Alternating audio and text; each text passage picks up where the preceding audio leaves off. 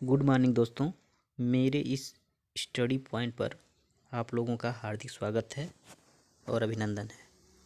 आज हम लोग बाल विकास के 30 महत्वपूर्ण प्रश्नों को देखेंगे और समझेंगे भी।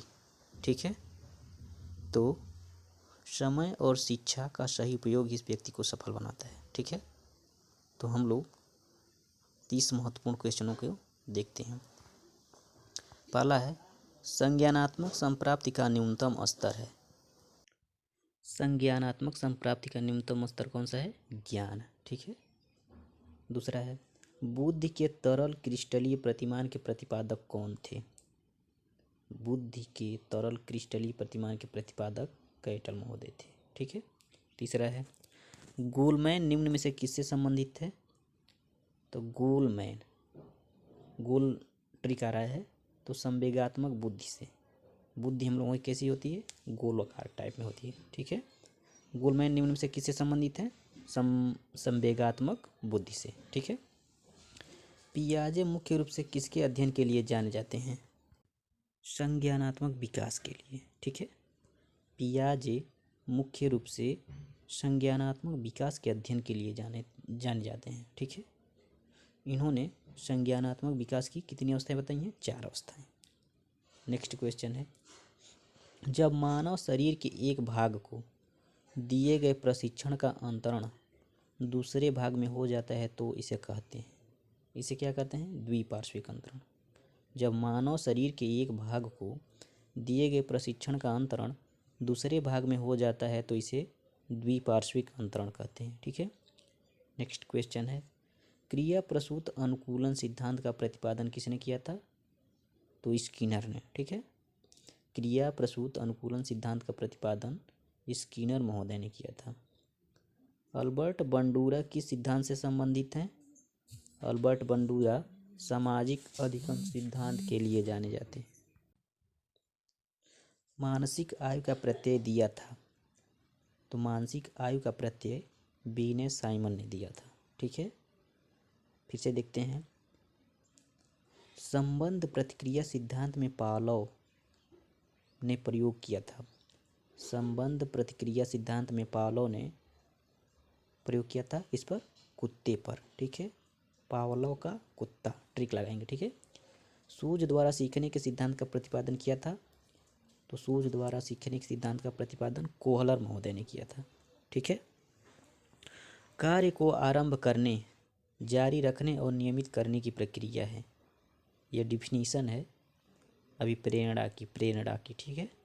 कार्य को आरंभ करने, जारी रखने और नियमित करने की प्रक्रिया है। आंसर है प्रेरणा। ठीक है।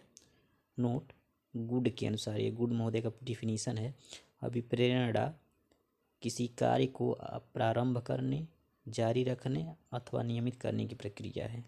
गुड के अनुसार अभिप्रेरणा किसी कार्य को प्रारंभ करने, जारी रखने अथवा नियमित करने की प्रक्रिया है। ठीक है। नेक्स्ट क्वेश्चन देखते हैं, विस्मृत कम करने के उपाय हैं। तो विस्मृत कम करने के उपाय कौन से हैं? पाठ की पुनरावृत्ति, पाठ को बार बार दोहराना। ठीक है। क्रोध व भय प्रकार हैं। क्रोध व भय संवेग के प्रकार हैं। व्यक्ति दूसरे व्यक्ति के बाह्य व्यवहार की नकल क्या कहलाती है? दूसरे व्यक्ति के बाह्य व्यवहार की नकल अनुकरण कहलाती है। ठीक है।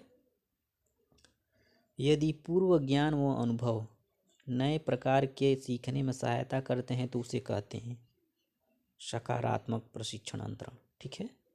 यदि पूर्व ज्ञान व अनुभव नए प्रकार के सीखने में सहायता करते हैं तो उसे सकारात्मक प्रशिक्षण अंतरण कहते हैं। ठीक है। सीखी हुई बात को स्मरण रखने या पुनः स्मरण करने की असफलता को क्या कहते हैं? विस्मृत कहते हैं। फिर से देखते हैं, सीखी हुई बात को स्मरण रखने या पुनः स्मरण करने की असफलता को क्या कहते हैं? विस्मृत। अगला क्वेश्चन देखते हैं, टर्मन के अनुसार 90 से 100 बुद्धिलब्धि का बालक माना जाता है। तो टर्मन के अनुसार 90 से 100 बुद्धिलब्धि का बालक सामान्य बालक के अंतर्गत आता है। टर्मन के अनुसार 90 से 100 बुद्धि लब्धि का बालक माना जाता है। तो 90 से 100 बुद्धि लब्धि का बालक सामान्य बालक माना जाता है या सामान्य बुद्धि का बालक माना जाता है। ठीक है। अगला क्वेश्चन है, हाल का सिद्धांत निम्न में से किसकी व्याख्या करता है? तो स्टैनले हाल का सिद्धांत किशोरावस्था का विकास का वर्णन करता है। ठीक है, व्याख्या करता है। नोट देखते हैं। स्टैनले हाल ने 1904 में प्रकाशित अपनी पुस्तक एडोलसेंस में किशोरावस्था के विकास को आकस्मिक विकास के सिद्धांत से प्रतिपादित किया है। ठीक है, किस विकास से? आकस्मिक विकास के सिद्धांत से। ठीक है। मानव व्यक्तित्व के मनोलैंगिक विकास को निम्न में से किसने महत्व दिया था? तो फ्रायड ने। किसने? फ्रायड ने मानव व्यक्तित्व के मनोलैंगिक विकास को फ्रायड ने महत्व दिया था। मनोविज्ञान की प्रथम प्रयोगशाला को किसने स्थापित किया था? तो विलियम वुंट ने। फिर से देखते हैं, मनोविज्ञान की प्रथम प्रयोगशाला को किसने स्थापित किया था? विलियम वुंट ने। गेस्टाल्ट मनोविज्ञान की आधारशिला किसने रखी थी? तो मैक्स वर्दीमर ने। संघनन सिद्धांत निम्न से किससे संबंधित है? तो स्मृति से। फिर से देखते हैं, गेस्टाल्ट मनोविज्ञान की आधारशिला किसने रखी थी? मैक्स वर्दीमर ने। संघनन सिद्धांत निम्न में से किससे संबंधित है? तो स्मृति स्तर से। ठीक है। अगला क्वेश्चन है, क्षेत्र सिद्धांत निम्न में से किस वर्ग का सिद्धांत है? क्षेत्र सिद्धांत गेस्टाल्ट वादियों का है। ठीक है, क्षेत्र सिद्धांत गेस्टाल्ट वादियों का सिद्धांत है। बैटरी का प्रयोग निम्न में से किसके मापन हेतु किया जाता है? तो बैटरी का प्रयोग बुद्धि के मापन के लिए किया जाता है। ठीक है, नोट में देखते हैं, बुद्धि भाटिया बैटरी बुद्धि मापने के लिए प्रयोग किया जाता है। ठीक है, बुद्धि भाटिया बैटरी बुद्धि मापने के लिए प्रयोग किया जाता है। भाटिया द्वारा भारत में बुद्धि परीक्षण का निर्माण किया गया था। यह एक शाब्दिक बुद्धि परीक्षण है। कैसी बुद्धि परीक्षण है? शाब्दिक बुद्धि परीक्षण है। ठीक है। बैटरी का प्रयोग निम्न से किसके मापन हेतु किया जाता है? तो बुद्धि का। ठीक है। अभिक्रमायोजित अधिगम का प्रत्यय किसने दिया था? तो अभिक्रमायोजित अधिगम का प्रत्यय स्किनर महोदय ने दिया था। ठीक है। कोहल वर्ग का सिद्धांत निम्न में से किस विकास से संबंधित है? कोहल वर्ग का सिद्धांत नैतिक विकास से संबंधित है। ठीक है। संवेग का कौन सा सिद्धांत इस विचार को मानता है कि संवेगात्मक अनुभव संवेगात्मक व्यवहार पर आधारित होते हैं? तो जेम्स लैंग का सिद्धांत। ठीक है। संवेग का कौन सा सिद्धांत इस विचार को मानता है कि संवेगात्मक अनुभव संवेगात्मक विचार पर व्यवहार पर आधारित होते हैं? तो जेम्स लैंग का सिद्धांत। ठीक है। फिर से देखते हैं, अभिक्रमायोजित अधिगम का प्रत्यय किसने दिया था? स्किनर ने। कोहल वर्ग का सिद्धांत निम्न में से किस विकास से संबंधित है? तो नैतिक विकास से। ठीक है। आगे देखते हैं,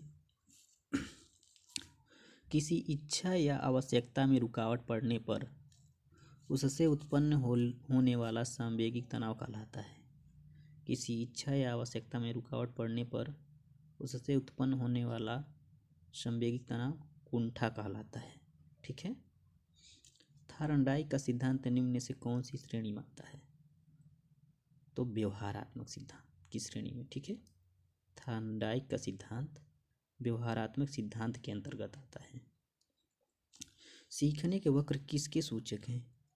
तो सीखने के वक्र सीखने की प्रगति के सूचक होते हैं। यह सीखने की प्रगति के सूचक हैं। ठीक है। पीछे देखते हैं, किसी इच्छा या आवश्यकता में रुकावट पड़ने पर उससे उत्पन्न होने वाला सांवेगिक तनाव क्या कहलाता है? कुंठा। ठीक है। थार्नडाइक का सिद्धांत निम्न में से कौन सी श्रेणी में आता है? व्यवहारात्मक सिद्धांत श्रेणी में। सीखने के वक्र किसके सूचक हैं? तो सीखने के प्रगति के सूचक हैं। दोस्तों, ये थे 30 महत्वपूर्ण प्रश्न। अगर वीडियो अच्छा लगे तो लाइक सब्सक्राइब ज़रूर करें और अपने साथियों को भी भेजें या शेयर करें, और हमें अपनी प्रतिक्रिया कमेंट में ज़रूर दें। ठीक है, वीडियो कैसी लगी।